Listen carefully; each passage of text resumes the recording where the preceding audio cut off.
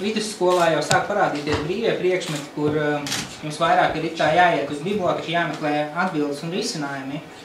Tad augstskolā es sapratu vienu, kad pamatskolā un vidusskolā mācīties bija ļoti viegli.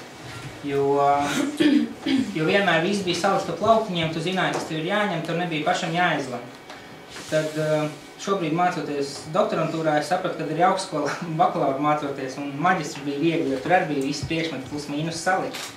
Bet, kad tev pašam jāplāno savs laiks, kā tu vēlies mācīties, ir ļoti grūti. Bet mūsu uzņēmums attīstībai ļoti daudz pievērš uzmanību, jo mūsu darbs tiek plānots tā, ka 20% no mūsu laika mēs veltam pašu izglītošanai.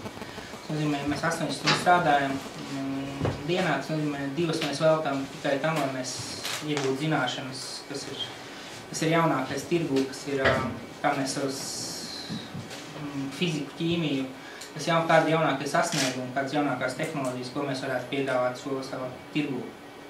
Man interesē, kas tieši interesanti, tieši tas, kas no pamatskolas nodara pašreiz strādājot. Vai ir tādas lietas, kas strādā un atcerās, ka šo es iemācījos pamatskolā?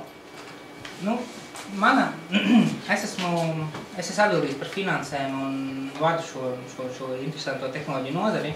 Tad man no pamatskolas, kas ir, to es varu pateikt, tā ir latviešu valoda literatūra, jo es māku tur rakstīt ļoti labā un augstā līmenī, un es māku izteikties. Un, es daudz arī lasīju, lai savu valodu bagātinātu, jo mēs aizmirstam to, kad mēs iemācāmies. Ir obligātā literatūra un ir arī ieteicamā literatūra, tad es lasīju abas. Jo tas bagātina valodu un spēja izteikties brīvāk un neatkārtojas, pieņemsim, ja tev vairākas reizes jāpaskaidro, tu vari katru reizi savādāk to izdarīt.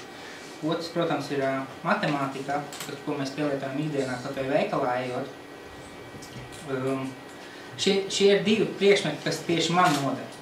Un bišķi arī geogrāfija, jo tad mēs braucam atpūsties vai ceļot, tad plus mīnus var iedomāties skurieni un kur meklēt informāciju un kā par šo valsti. Galvenais ir jādara tas, kas patīk, jo ja jūs darīsiet tikai tāpēc, kad uzspiež sabiedrības doma, tad jūs to nožēlosiet, nezinu, pēc 5 gadiem 10.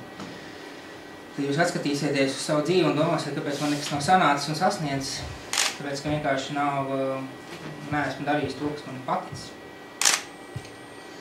Jo man bija 2 jomas, es biju savā dzīvē, kad es iestāju eksāmeni, es biju vai nu jurists vai ekonomists, gāju uz tiem, jo man ģimene visi ir juristi, un ekonomika man vienkārši patika. Tad es nezinu, apstākļu sakritības pēc es juridiskās iestāju eksāmenu gulēju. Es kļuvu par ekonomistu, bet es katrā ziņā nenožēlu, un es saprotu, ka šis ir mans aicinājums. Tā kā jums arī apstākļu sakritība, protams, tas noskatīt, bet galvenais ir attieksme, kā jūs attiecaties pret to, ko jūs darat. Ja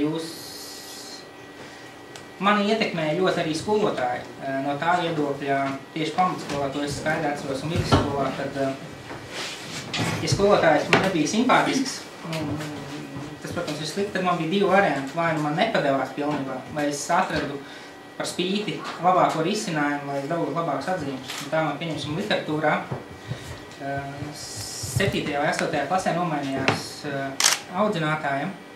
Un pie tās audzinātājas var rakstīt literatūrā darbus, sacerējumus, kādus es vēlos. Un man vienmēr bija, tajā laikā bija 5-nieki.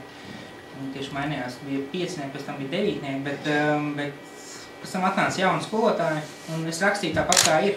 Es rakstu tā, kā, teiksim, ja ir slikti, tad ir slikti, un nekas nav labs, un es redzu balts un melns tajā laikā, es neredzēju pelēks. Ja? Tad šī skolotāja par to, viņai ļoti tas nepatika.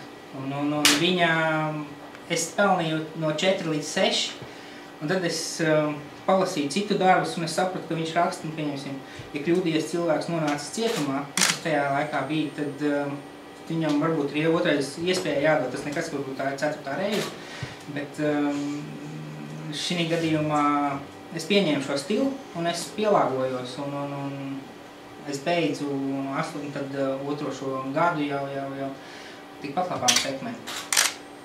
Tālāk, tā kā ir, protams, arī jābūt kaut kur pielāgoties, jo nevienmēr, teiksim, ir stipri vadītāji, viņi ir arī kādas viduvējības, un tāpēc, lai parādītu sevi, ir mazliet pirms nesadegt, ir jāpielāgojas esošai videi.